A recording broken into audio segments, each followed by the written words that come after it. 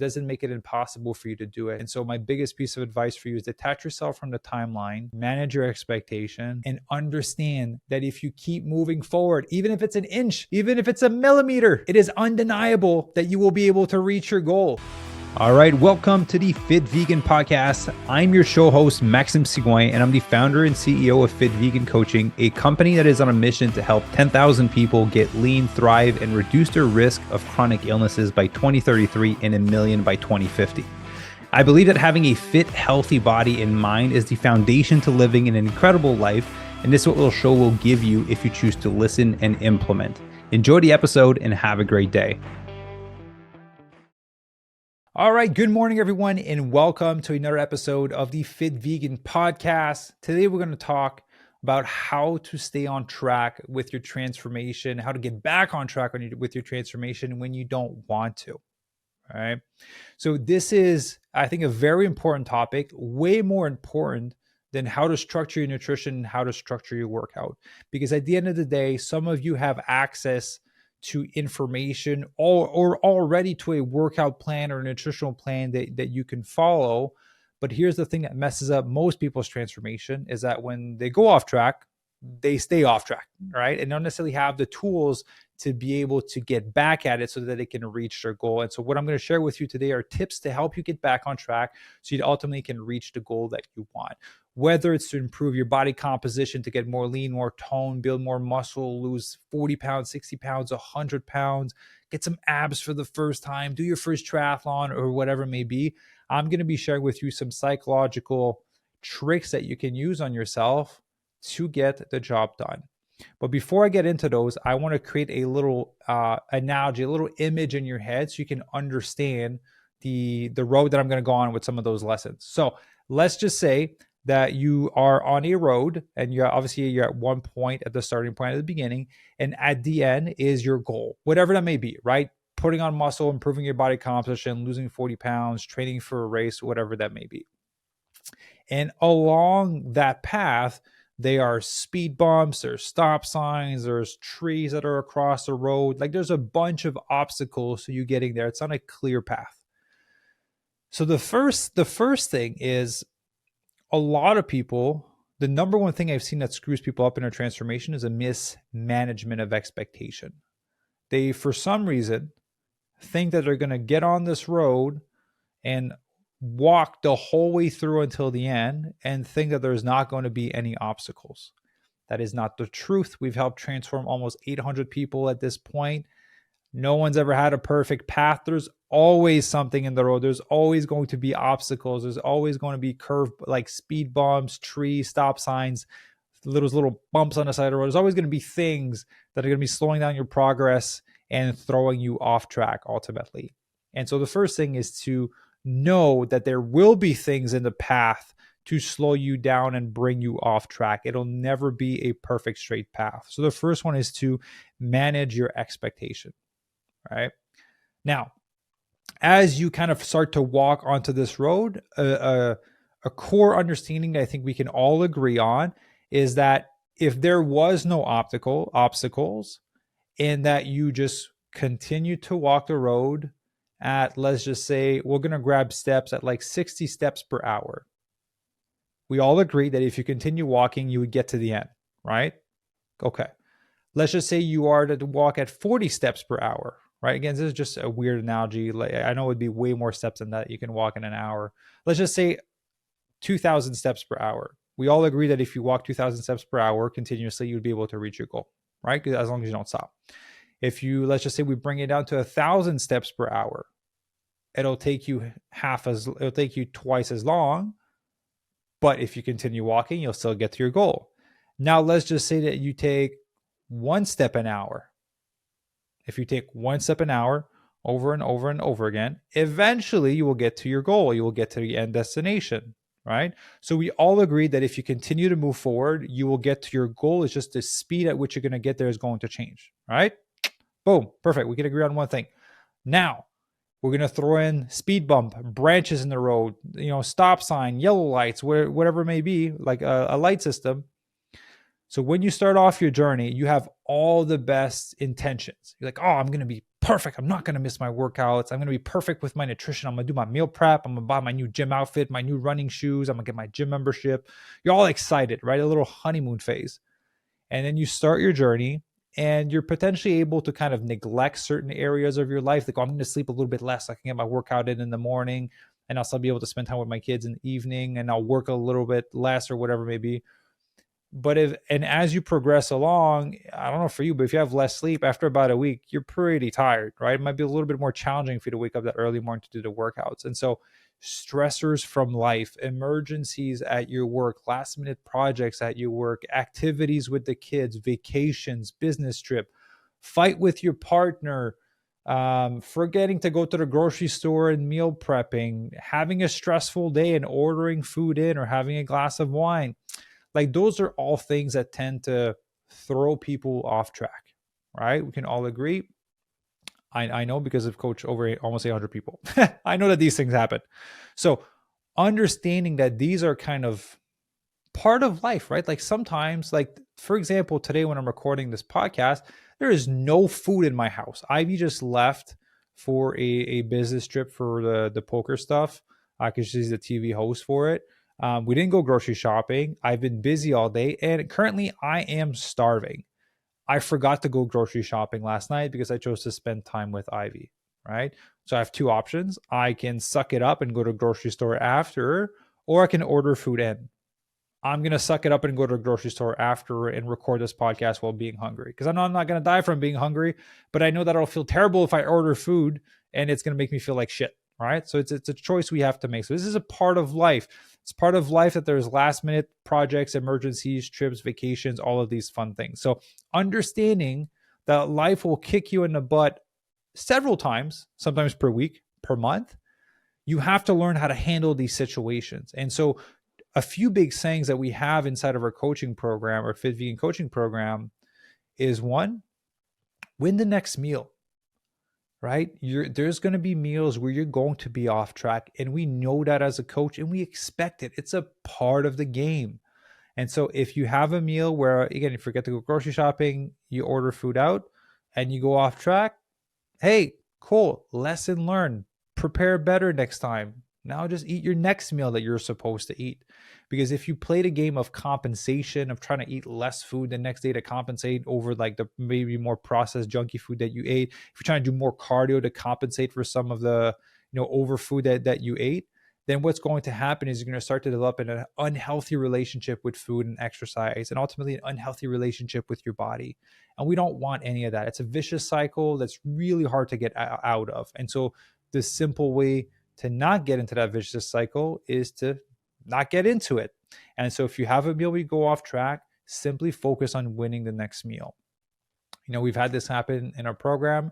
Some people struggle a little bit with binge eating, and someone came and they had like 4,000 calories of like processed junk food on a Thursday night. And on Friday, they felt bad. They didn't want to tell us. And eventually they told us.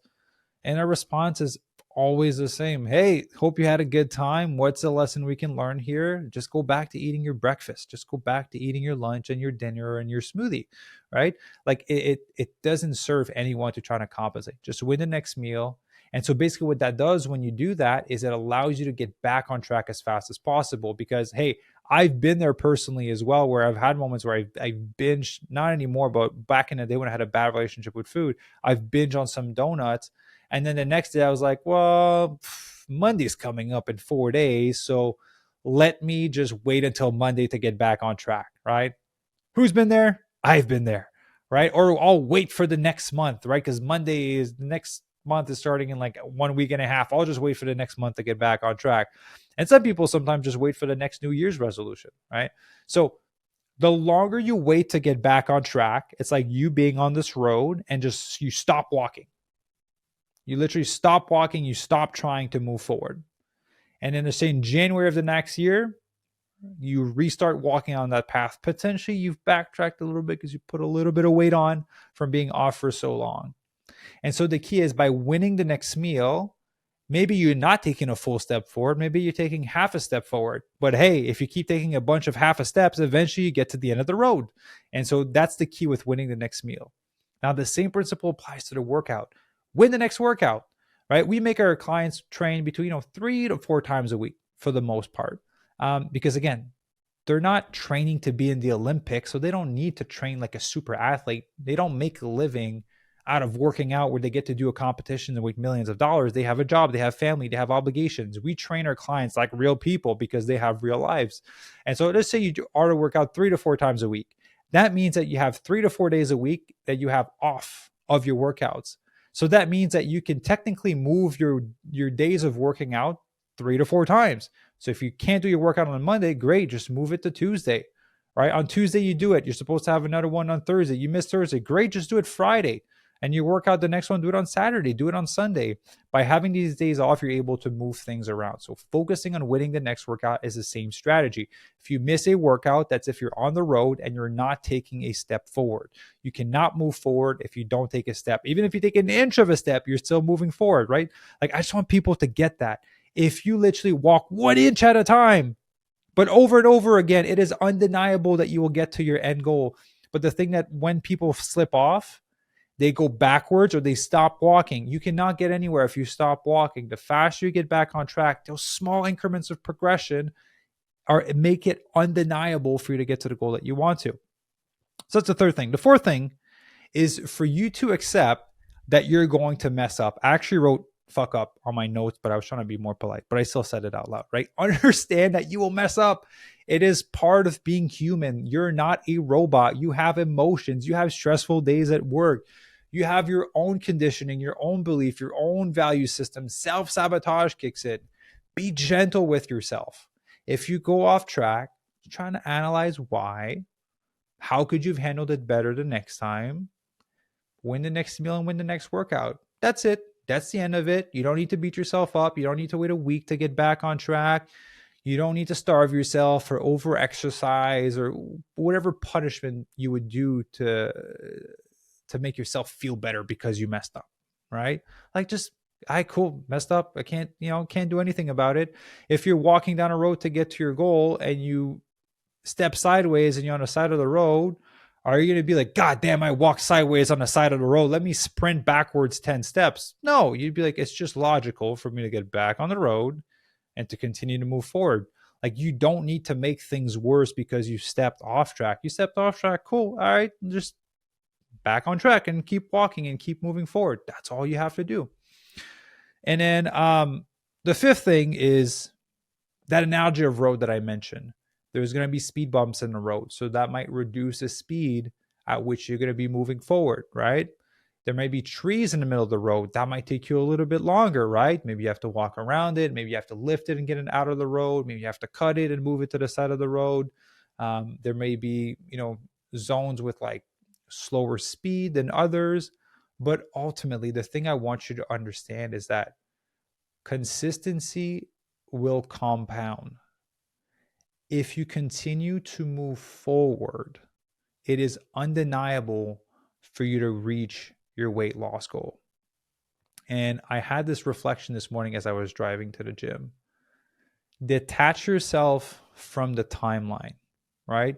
When people come to work with us, we have a certain timeline that we can approximately give for people to reach their goal if they're at least 90% compliant, right? I don't expect perfection from anyone. Any coach that does that, I think, is stupid because it's unrealistic, right? No one's going to be perfect with their training plan and meal plan. So we only ask for 90% compliance, you'll be able to reach your goal within the time frame that we kind of agree on together. But who cares if you are only 60% compliant and it takes you 1.5 times longer or 2 times longer? Like, I don't know for you, but I used to be, how many pounds more? I used to be 55 pounds heavier than I am now. I felt like shit. I was so fat. I was so uncomfortable. My butt was so big. I would just hit shit everywhere I'd go. I'd turn around, my butt would hit something and water bottle would fall down. I hit my laptop. Like, it wasn't great to be that big. Hard to find clothes, always hot. The stairs sucked. I was out of breath easily. And so to me, it's like, I care more about feeling phenomenal and confident in my body, knowing I have ownership over my health and my fitness, than getting there within a certain time frame, right? So some of you are going to come and work with us and you will be able to be 90% compliant. Some of you will work with us and you have so much trauma, weird value system or belief system, and some self-sabotage that you may only be able to be 60% compliant.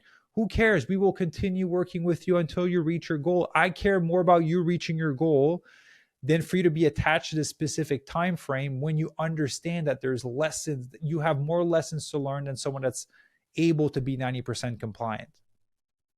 So I hope that makes sense, because when you are really attached to a goal, you don't care about the timeline. And I'll give you two examples. I always refer to this image. If you're watching on YouTube, if you're listening on podcast, on audio, in my studio, I have a photo of me with my wife and Tony Robbins. I heard about Tony Robbins when I was 15 years old. And I told myself that I wanted to be like him and I wanted to take a photo with him. And I told myself that I would do that within 2 years of me learning about it. So by the time I'm 17, and it took me over 15 years to make that goal happen, where I was able to join Platinum Partnership. If you don't know what it is, it's a pretty exclusive group of entrepreneurs that does private trips with Tony. So I was able to join Platinum Partnership. I was able to go to a private trip in Hawaii. I was able to talk to him, take a photo with him. Do you think I care that it took me 15 years to get to this position? No, I'm just excited that I did it. And so that's why I always tell people, I pretty much always get what I want because I'm so detached from the timeline. If I want something, I don't care how long it takes, as long as I get the thing that I want. And so for me to get the mission of helping 10,000 people get lean and thrive and disease-proof their body on plans by 2033 and 1 million by 2050, those are just milestones for me to kind of put some pressure on myself to get there on time. But do you think that when I get to 2033, if I didn't help 10,000 people, that I'm just going to quit? No, I care more about impacting the lives of 10,000 people than by the year that I've set for myself. It's just a fun little timeline that I've set there to kind of set as a goal, or be like, hey, it'll be cool if I hit it by that point. But if I don't, I'm not going to give up until I help 10,000 people. I'm not going to give up till I hit 1 million people. Even if it takes me the rest of my life to do, I don't care. I care more about impacting the lives of people. Same thing. I did a podcast recording with Robert Cheek for Chef AJ's show. Same thing. Robert said in the 1990s, he wanted to be a New York Times bestselling author. And he thought he was going to do it within a few years. It took him 20 years to do it. And I asked him, do you care that it took that long? And did it happen perfectly when it did? He's like, oh man, I don't care that it took 20 years. I'm just happy I did it. And yes, it did happen perfectly because I had a greater appreciation for it because I fought for it for this long. And so that's the thing I want to tell you. Your health and your fitness is the most important thing that you should prioritize in your life. It will make you a better wife, a better husband, a better parent, a better leader in your community. It just make you a better person. Everyone feels better when they're in a healthy body and they're sleeping well and they feel phenomenal. I know that I'm a much better person when that's the case. When I'm sleep deprived, I eat shit food and I miss my workout, I'm cranky, I'm anxious, and I can be borderline be depressed. I don't feel good in those phases. And so when I'm the best version of myself, I can serve to the highest of my ability. I can serve for the purpose that I feel that I've been put on this earth, which is obviously serve you guys, serve our clients through our program. And so that's what I want you to understand. Be attached more to the goal than the timeline. It's not going to happen perfectly. Don't compare your journey to other people because other people are in a different position than you, right? Some of you, a lot of the people that we work with are between 45 to 80 years old. I'd say maybe 60% women, 40% men. I am fully aware that I am not within that age bracket. But I know that I can produce results within that group of people because we've had hundreds and hundreds and hundreds of them, as you can see on our website and on our podcast and our Fit Vegan success stories. And so I don't have to be in that age group to prove that I can help those people transform because I've helped all of those people transform. I already know that it works. So understand those are the people that we coach. But what I'm trying to say is don't compare yourself to someone like me. This is literally what I do for a living. What I do for a living is coach people, work out, record incredible podcasts with some awesome guests. I have a pretty great life now, right? I didn't always. Before, it felt like I was living in a cave, caring for my late partner who was going through cancer. I went through 5 years. Basically, pretty much half of my 20s was spent being a caregiver in really harsh conditions. And so I built this life for myself because I took a ton of risk. I did a lot of work, way more than people can even imagine. Took a lot of risk, way more than people can even imagine. So I built my life to be able to work out freely, to be able to do all of these things. So don't compare yourself to me. Don't compare yourself to other people, because other people might have an easier situation than you, but it doesn't make it impossible for you to do it. And so my biggest piece of advice for you is detach yourself from the timeline, manage your expectation, and understand that if you keep moving forward, even if it's an inch, even if it's a millimeter, it is undeniable that you will be able to reach your goal. As if that goal is really important to you, you will not care about the timeline. And I think you should care about being healthy and fit, because if you are, it may be adding a decade of quality years to your life. And maybe right now you don't have kids or grandkids, whatever it may be. But I'm pretty confident that if you have kids, grandkids, or people that you love around you, that you would love to spend an additional decade with them and not cut it short because you weren't able to take care of yourself. So I just want you to understand, man, I'm going to repeat this one last time. I just want you to understand the core freaking truth that if you keep moving forward an inch at a time, even a millimeter at a time, it is undeniable that you will get to where you want to. You will go off track. Who cares? I go off track all the time. I fail way more often than I win. But the reason why I keep winning is because I keep failing and getting back on track. And that is possible for you too. Is literally as simple as continuing to show up, because consistency compounds. All right. Because I hope this podcast was helpful. If it was, let me know in the comment section below if you're watching on YouTube. If you think that this episode would be valuable for someone, please share it with them, because this is one of the core truths of life. For you to be able to have success in your relationship, in your fitness, in your health, in your career, in your finances, the act of showing up and taking it one step at a time makes it undeniable for you to get to where you want to. And so thank you for listening to this episode, and I will see you on Tuesday's episode with one of our incredible guests. Have an amazing day, everyone.